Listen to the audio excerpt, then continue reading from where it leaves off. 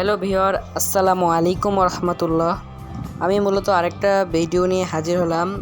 আমি মূলত লিচু নিয়ে ভিডিও করি। তো আজকের ভিডিও হচ্ছে বাড়ির ছাদে লিচু গাছ ভাঙা হয়েছে, দেখতে পাচ্ছেন লিচুর ডাল অনেকগুলো পড়ে আছে।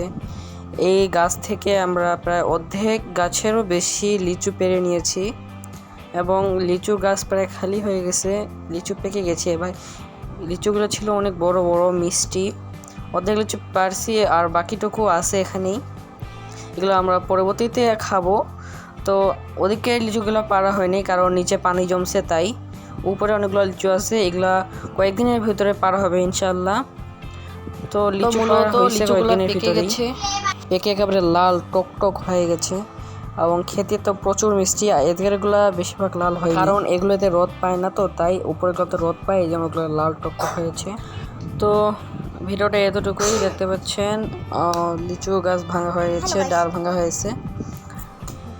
এই ছিল ভিডিও, দেখাবে অন্য কোনো লিচুর ভিডিও নিয়ে, দেখাবে অন্য কোনো। আল্লাহ হাফেজ।